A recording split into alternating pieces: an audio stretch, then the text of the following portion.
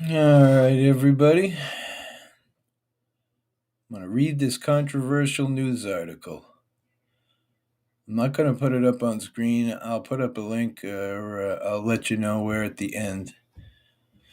But this is about New York wants gun violence to end. A controversial police unit returns to help. Here we go. An 11-month-old girl was struck by a stray bullet that hit the parked car she was in on a street in Bronx Wednesday. Last night, two police officers were shot, one fatally as they checked out a domestic dispute call in Harlem. The suspected gunman also was killed. These cases and those of hundreds of others over the past year have frustrated residents and police alike. They want the gun violence to stop. Yeah. The New York City mayor, former cop Eric Adams, has vowed to put an end to it. Amongst his strategies, reinstating the controversial plainclothes unit, its special anti-crime unit with officers dressed as civilians. The plainclothes anti-gun unit is going to zero in on guns and gangs. We're going to use precision policing to identify the gang members and crews, he said. We're going to target them. For many New Yorkers, this is a welcome response to the shootings which feel out of control. But plainclothes police are also a sensitive subject here. The unit was dismantled in 2020 after its tactics being declared unconstitutional. Residents of the civil rights advocates had complained for years that the unit used excessive force, and then it targeted people of color who found suspicious. The anti-crime unit was primarily tasked with doing these stops, and they would do them violently, says Jen Borchetta, a managing director at a legal nonprofit, Bronx Defenders. They would throw people against the wall. I mean, we have one client who is 13 years old who was thrown against the hood of a car just for crossing the street. Yeah, doesn't surprise me any. Here's an interesting one, guys. This shit blows my fucking mind. The peak of the stop and frisk era, as it is known, was 2011. NYPD stopped over 680,000 people. Only 9% of them were white. What the frig? The vast majority, an estimated 88%, hadn't committed any crimes at all. NYPD stopped over 680,000 people. Only 9% of them were white. How did any police chief fucking person in that building not see that as racist? Anyway, not just civilians and advocates felt stop and frisk was problematic. For many communities, it created a sense of living in the constant danger. Borchetta says it was black and brown. People who every time they left their homes, they felt like they were going to get jumped. Imagine that's the fucking life you live. New York PD use of stop and frisk was later ruled unconstitutional. It wasn't just civilians and advocates who felt it was problematic practice. I think most patrol officers who worked then, if they're going to be honest, they're going to say they felt that pressure, says Professor Keith Ross at John Jay College. Ross is a former New York City plainclothes officer. I think in the early inception of these programs, police did feel empowered because they felt like they were making a difference in the community. Oh boy. That they worked with, he says. But eventually, well, you don't really feel like you're helping people. Ross blames an excessive emphasis on productivity on constantly making arrests. You have productivity goals, he recalls, and if you don't meet those goals, eventually you're going to be disciplined. See that shit? You're going to be disciplined because you're not arresting people. So then you just start arresting people for no fucking reason. Makes perfect sense. Not, it doesn't say that. Let me read that chunk. That's just me talking. Ross blames an excessive emphasis on productivity, on constant making arrests. You have productivity goals, he recalls, and if you don't meet those goals, eventually you're going to be disciplined, which he says led to people who shouldn't have been targeted suddenly getting picked for misdemeanors. One big question about these policies is, did they work? According to the New York Civil Liberties Union, or the NYCLU, of the nearly 700,000 New York PD stops in 2011, 780 guns were seized. A study by NYU and Columbia found there was a small reduction in crime. That leads to another question. What was the cost? Several high-profile killings in New York City over the years involved plainclothes officers. Many point to the case of Amadou Diallo.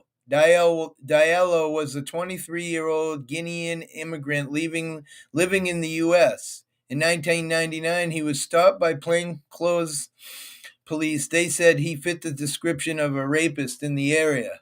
Officers fired 41 shots. He was hit 19 times and killed.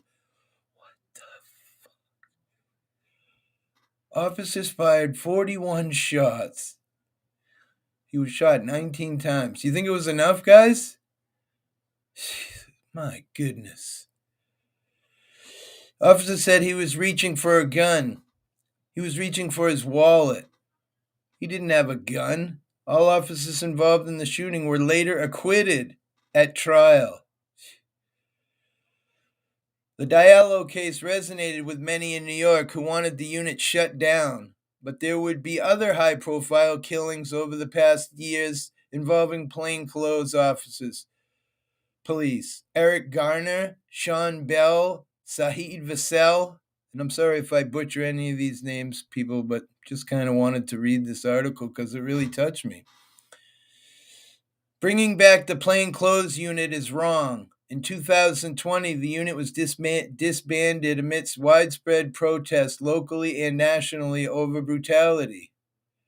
Kadatu Adelo Amadou, mothers say, brings the unit back now is wrong. She's skeptical the force can change. Yeah. You cannot change, rebrand, and retrain people who have been doing something not good, she says. Agreed, lady. I agree 100%. She wants the mayor to be a son, to be a father, to understand the grief of families who have lost loved ones to gun violence and to police encounters. And, this isn't in the article, but yeah, and the people who are afraid to go outside because you're afraid you're going to get jumped, like you can't even walk down your own street without worrying you're going to be shaken down. If you're late for your appointment, you look suspicious, you're going to get shaken down. What's suspicious? Black? Because that's sure what it sounds like in that article.